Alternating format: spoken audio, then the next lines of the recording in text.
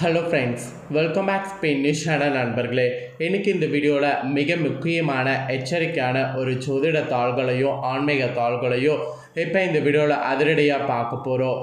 அதிரடியாக பார்க்குறதுக்கு முன்னாடி எதை பற்றிய தாள்களை பார்க்க போகிறோங்கிறத இன்ட்ரோ மூலிமா ஷேர் பண்ணுறேன். எதை பற்றிய தாள்களை பார்க்க போகிறோங்கிறத இன்ட்ரோ மூலிமா தெரிஞ்சு பலன் பெறுங்க. நாளை நாள் தேதி பார்த்தீங்கன்னு வச்சுக்கோங்களேன், ஏப்ரலுடைய 27ஆம் தேதி. அதே போல் தமிழ் மாதம் பார்த்தீங்கன்னு வச்சுக்கோங்களேன், விஸ்வாச ஆண்டுடைய முதல் மாதமான சித்திரையுடைய 14ஆம் நாள். அதே போல் நாளை நாள் கிழமை பார்த்தீங்கன்னு வச்சுக்கோங்களேன், ஞாயிற்றுக்கிழமை. நாளை நாள் வரக்கூடிய இந்த ஞாயிற்றுக்கிழமை சாதாரணமாக வரக்கூடிய ஞாயிற்றுக்கிழமை கிடையாது. மிகவும் முக்கியமான எச்சரிக்கையான ஒரு ஞாயிற்றுக்கிழமை என்று சொல்லலாம். அப்படி என்ன முக்கியமான எச்சரிக்கையான ஒரு ஞாயிற்றுக்கிழமை அப்படின்னு கேட்குறீங்களா? நாளைய ஞாயிற்றுக்கிழமை அமாவாசையானது வருது. நாளை நாள் வரக்கூடிய இந்த அமாவாசை சாதாரணமாக வரக்கூடிய அமாவாசை கிடையாது. சித்திரை மாதத்தில் வரக்கூடிய அமாவாசை. இது சித்திர அமாவாசை என்று அழைக்கப்படும். இந்த சித்திர அமாவாசையை முன்னிட்டு சித்திர அமாவாசையில் ஒரு பரிகாரம் செய்யணும். ஆக்சுவலி சித்திர அமாவாசையில் தர்ப்பணம் கொடுக்கறது எப்படி, என்ன குழம்பு வைக்கணும், என்ன மாதிரியான நிறம் ட்ரெஸ் போடணும் அப்படிங்கிறது எல்லாமே நிறைய நம்ம சேனலில் வீடியோ போட்டிருக்கேன். அதெல்லாம் பார்க்கலாம், நம்ம சேனலுக்குள்ளே போய் செக் பண்ணி பாருங்கள், வீடியோ இருக்குது. அந்த வீடியோவில் சொன்னதுக்கேற்ப நாளை ஒரு நாள் நடந்து பயன்பெறுங்க. இப்போ நாம் இந்த வீடியோவில் என்ன பார்க்க போகிறோன்னா, நாளை சித்திரை மாத அமாவாசையை முன்னிட்டு கடன் பிரச்சனை இருக்கிறவங்க கச்சிதமாக உங்கள் கடன் பிரச்சனையை சரி செய்வதற்கு ஒரு பரிகாரம் செய்யணும். அது என்ன பரிகாரம் அப்படிங்கிறத தான் இந்த வீடியோவில் பார்க்க போகிறோம். இந்த சித்திரை அமாவாசை பரிகாரம் நீங்கள் முன்னோர்களை வழிபட்டு செய்தீங்கன்னா நிச்சயமாக இந்த பரிகாரத்தினால உங்களுடைய பிரச்சனைகள் சால்வ் ஆகும். ஸோ என்ன மாதிரியான பரிகாரம், அதை செய்கிறது எப்படி அப்படிங்கிறத இப்போ நான் உங்களுக்கு டீட்டெயிலாக ஷேர் பண்ணுறேன். ஸோ தெளிவாக எப்படி பரிகாரம் பண்ணுங்கிறத இந்த வீடியோவில் தெரிஞ்சு பயன்பெறுங்க. ஆக்சுவலி இந்த அமாவாசை பரிகாரம் நீங்கள் ஒவ்வொருவருமே செய்யணும். ஏன்னா ஒவ்வொருவருக்குமே வாழ்க்கையில் நிறைய பிரச்சனைகள் இருக்குது. ஒரு சிலருக்கு பிரச்சனையே வாழ்க்கையாக கூட இருக்கும். அந்த மாதிரி இருக்கிறவங்களாம் இந்த பரிகாரம் நீங்கள் செய்தீங்கன்னா நிச்சயம் இந்த பரிகாரம் உங்களுக்கு கை கொடுக்கும். சரி வாங்க, பரிகாரம் என்ன, அதை எப்படி பண்ணும், அதை செய்யறதுக்கு தேவையான பொருட்கள் என்னங்கிறது எல்லாமே டீட்டெயிலாக இந்த வீடியோவில் பார்க்கலாம். இந்த வீடியோ ரொம்ப யூஸ்ஃபுல்லாக இருக்கும். ஸோ வீடியோவை ஸ்கிப் பண்ணாமல் பாருங்கள். ஆக்சுவலி மற்ற மாதங்களில் வரக்கூடிய அமாவாசை காட்டிலும் சித்திரையில் வரக்கூடிய அமாவாசை ரொம்ப முக்கியமான அமாவாசை.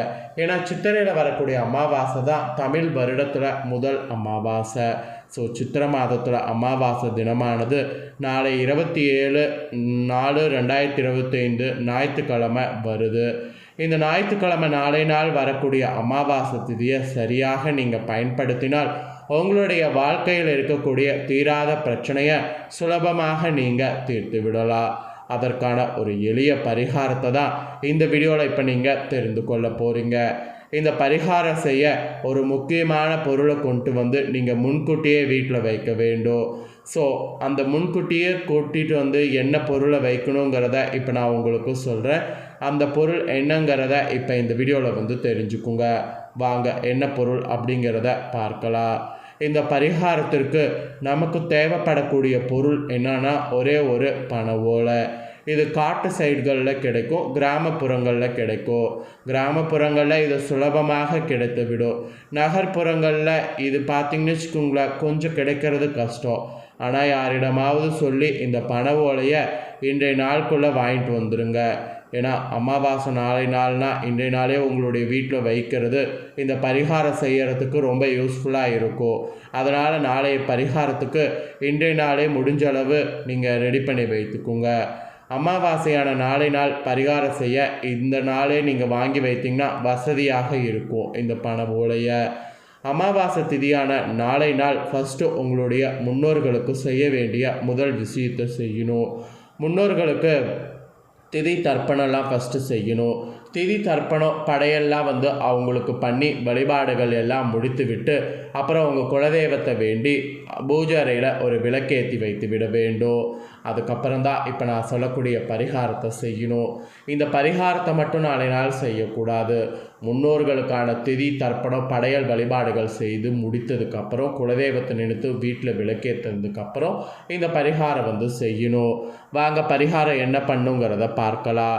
ஃபஸ்ட்டு எடுத்து வைத்திருக்கக்கூடிய பண ஓலையில் உங்களுடைய பிரச்சனை எதுவாக இருந்தாலும் அந்த பிரச்சனையில் ஒரு வரியில் எழுத வேண்டும். இப்போ உதாரணத்திற்கு கடன் தீர வேண்டும் என்றால் கடன் சுமை தீர வேண்டும் என்று எழுதுங்க. திருமணம் நடக்க வேண்டும் என்றால் விரைவில் திருமணம் நடக்க வேண்டும்னு எழுதுங்க. வேலை கிடைக்க வேண்டும் அப்படின்னா வேலை கிடைக்கணும்னு எழுதுங்க. தங்கம் வாங்கணுன்னா தங்கம் வாங்கணும்னு எழுதுங்க. வீடு வாங்கணுன்னா வீடு வாங்கணும்னு எழுதுங்க. இப்படி உங்களுக்கு எந்த பிரச்சனை விலகி உங்களுக்கு நன்மை நடக்கணுமோ அந்த பிரச்சனையை ஒரு வரியில் அந்த பண ஓலையில் வந்து எழுதுங்க. இப்படி உங்களுடைய வேண்டுதல் எதுவாக இருந்தாலும் அந்த பண ஓலையில் எழுத வேண்டும். முக்கியமான குறிப்பு என்னென்னா, எழுதாத பேனாவில் பனை ஓலையின் மேல் எழுதக்கூடாது. எழுதக்கூடிய பேனையில் தான் நீங்கள் எழுதணும். நீங்கள் எழுதியது பார்த்தீங்கன்னு வச்சுக்கோங்களேன், இன்னொரு முக்கியமான விஷயம் என்னென்னா, அடுத்தவர் கண்களுக்கு தெரியக்கூடாது. எழுதக்கூடிய பேனா பார்த்தீங்கன்னு வச்சுக்கோங்களேன், அந்த மாதிரி நீங்கள் எழுதுகிற மாதிரி பாருங்கள். நல்லா எழுதுனதுக்கு பின்னாடி பார்த்தீங்கன்னு வச்சுக்கோங்களேன், அதுக்கப்புறம் நீங்கள் அதை பூஜைறையில் எழுதுனதை வைக்கணும். அமாவாசை அன்னைக்கு பண ஓலையில் வேண்டுதல் எழுதி பூஜைறையில் நாளை நாள் நீங்கள் வைத்திடணும். வைத்ததை ஒரு 15 நாட்கள் அப்படியே பூஜைறையில் இருக்கணும். இந்த 15 நாட்கள் ஓலை வந்து பூஜைறையில் இருக்கிற மாதிரி பார்த்துக்குங்க. இப்போ அமாவாசையில் நாளை நாள் இதை நீங்கள் பண்ணிட்டீங்கன்னா அடுத்து சித்திரை பௌர்ணமி வரும். அந்த பௌர்ணமி திதி வரக்கூடிய நாளில் இந்த பண ஓலையை எடுத்து நிலைவாசல் இருக்குல்ல, அந்த நிலைவாசலில் நீங்கள் கட்டிடணும். மீண்டும் 15 நாட்கள் அந்த பண ஓலை உங்கள் வீட்டு நிலைவாசலில் இருக்க வேண்டும். மொத்தம் 30 நாட்கள் இந்த பண ஓலையை வீட்டில் வைக்கிற மாதிரி நீங்கள் பண்ண போகிறீங்க இந்த பரிகாரம். ஸோ இந்த அமாவாசை நாளில் நாளை நாள் இரவு 9 மணிக்கு மேல் அந்த பண ஓலையை எடுத்து அதுக்கப்புறம் 30 நாள் கழித்து வீட்டுக்கு வெளியே நெருப்பில் கொளுத்து விட வேண்டும். இதை நீங்கள் சரியான முறையில் 30 நாள் பின்பற்றி செய்து முடித்து விட்டால் அந்த பண ஓலையில் என்ன விஷயத்தை எழுதி எரித்தீங்களோ அந்த வேண்டுதல் நிச்சயம் நடந்துவிடும். இது ஆதி காலத்து பரிகாரம்.